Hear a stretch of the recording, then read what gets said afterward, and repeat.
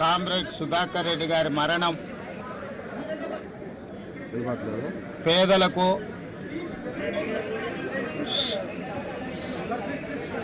అదే విధంగా బహుజనులకు సిద్ధాంతపరమైన రాజకీయాలను శ్వాసగా పీల్చుకునే ప్రతి ఒక్కరికి తీరని లోటు. విద్యార్థి రాజకీయాల నుండి జాతీయ రాజకీయాల వరకు చివరి శ్వాస వదిలే వరకు రాజీ పడని నిరాడంబర జీవితం, రాజీ పడని సిద్ధాంత రాజకీయం, ఏఐఎస్ఎఫ్ నుంచి మొదలు పెడితే జాతీయ ప్రధాన కార్యదర్శి వరకు పార్లమెంట్ సభ్యుడిగా వివిధ హోదాలలో పనిచేసిన ఏ రోజు కూడా అహంకారము అహంభావాన్ని తన దరిదాపులకు రానియకుండా కంచుపాడు కామ్రేడ్గా పాలమూరు జిల్లా బిడ్డగా వారు వన్నె తెచ్చిండ్రు. మొన్న జరిగిన శాసనసభ సమావేశాలలో వారు ఒక లేఖ మిత్రులు సాంబశివరావు గారితో నాకు పంపించిండ్రు. తెలుగు విశ్వవిద్యాలయానికి ఆనాడు హైదరాబాద్ రాష్ట్ర విముక్తి పోరాటంలో పత్రికా సంపాదకుడుగా ఎనలేని సేవలు అందించి నిజాం నిరంకుశ రాజ్యాన్ని నుంచి పేదలకు విముక్తి కలిగించిన సురవరం ప్రతాప్ రెడ్డి గారి పేరు పెట్టాలి అని వారు నాకు లేఖ రాయడం జరిగింది.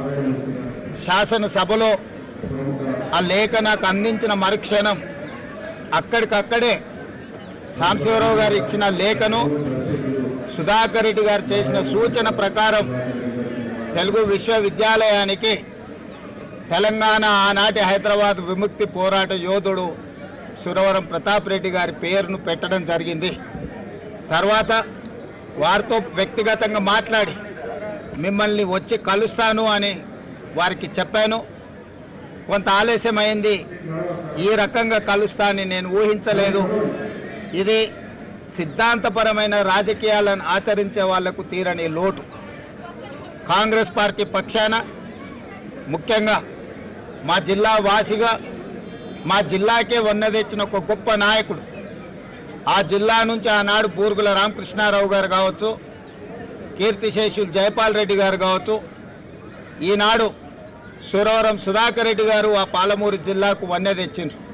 ప్రజాసేవనే కాదు, సిద్ధాంతపరమైన రాజకీయాలను జీవితకాలం ఆచరించి ఏది అధికారం ఉన్నా లేకపోయినా ప్రజాప్రతినిధిగా కొనసాగినా కొనసాగకపోయినా సిద్ధాంతాన్ని ఏ రోజు కూడా వదలలేదు. అలాంటి గొప్ప నాయకుడిని కోల్పోవడం తెలంగాణ ప్రజలకే తీరని లోటు. అందుకే ప్రభుత్వ పక్షాన వారికి అధికారిక లాంఛనాలతో కార్యక్రమాలను నిర్వహించడమే కాదు, వారి కుటుంబానికి కామ్రేడ్ సోదరులకు ప్రభుత్వ పక్షాన అన్ని రకాల సహాయ సహకారాలు అందించాలి అని నిర్ణయించుకున్నాం. నిన్న జరిగిన మా పొలిటికల్ అడ్వైజరీ కమిటీ సమావేశంలో కూడా గాంధీ భవన్లో మా పిసిసి అధ్యక్షులు, ఏఐసిసి ఇన్ఛార్జ్ జనరల్ సెక్రటరీ గారు మా సమావేశంలో కూడా వారి ఆత్మకు శాంతి చేకూరాలి, వారు అందించిన ఎనలేని సేవలను మేము సమావేశంలో కూడా చర్చించుకోవడం జరిగింది. సమావేశంలో కాంగ్రెస్ పార్టీ సంపూర్ణంగా ఈరోజు తీర్మానం చేయడమే కాదు, మల్లికార్జున్ ఖర్గే గారు కూడా వారి సానుభూతిని ఆ కుటుంబాలకు అండగా నిలబడతామని సందేశాన్ని చెప్పండి అని చెప్పి నాకు సూచన చేసిండ్రు. ఈరోజు ఏఐసిసి పక్షాన, తెలంగాణ కాంగ్రెస్ పార్టీ పక్షాన, తెలంగాణ ప్రభుత్వం తరఫున కూడా వారికి ఘనమైన నివాళులు అర్పిస్తూ వారి కుటుంబానికి అండగా ఉంటాం. వారి ఆత్మకు శాంతి చేకూరాలని, వారి కుటుంబం మనోధైర్యం కోల్పోకుండా ఉండాలి అని కోరుకుంటూ మీ అందరి దగ్గర సెలవు తీసుకుంటున్నా. జోహార్ కామ్రేడ్ సుధాకర్ రెడ్డి గారు.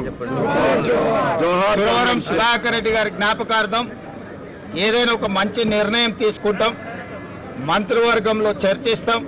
అది ఎక్కడ, ఏ విధంగా, ఏ రకమైన కార్యాచరణ చేపట్టాలి మేము మంత్రివర్గంలో తప్పకుండా చర్చించి, ఎందుకంటే తెలంగాణలో ఉన్న కొద్దిమంది విలువలతో కూడుకున్న రాజకీయాలను జీవితకాలం ఆచరించిన వ్యక్తుల పట్ల ఈ ప్రభుత్వానికి సానుభూతి ఉన్నది, ఈ ప్రభుత్వానికి గౌరవం ఉన్నది. అందుకే కొండా లక్ష్మణ్ బాపూజీ గారు IITH అంటే ఇండియన్ ఇన్స్టిట్యూట్ ఆఫ్ హ్యాండ్లూమ్ టెక్నాలజీకి పెట్టుకోవడం జరిగింది. మహిళా యూనివర్సిటీకి వీరనారి చాకలి ఐలమ్మ గారి పేరు పెట్టుకోవడం జరిగింది. తెలుగు యూనివర్సిటీకి సూరవరం ప్రతాప్ రెడ్డి గారి పేరు పెట్టుకోవడం జరిగింది. ఈ తెలంగాణ సమాజంలో ప్రజలకు ఆదర్శంగా నిలబడ్డ వ్యక్తులను జైపాల్ రెడ్డి గారి పేరును పాలమూరు రంగారెడ్డి ఎత్తిపోతలకు పెట్టుకోవడం జరిగింది. ప్రజా యుద్ధ నౌక గద్దర్ గారి పేరును చిరస్థాయిగా ఉండిపోయే విధంగా చర్యలు తీసుకోవడం జరిగింది. ఆ కోవలోకి వచ్చే సురవరం సుధాకర్ రెడ్డి గారిని కూడా తప్పకుండా రాష్ట్ర ప్రభుత్వం గుర్తిస్తుంది.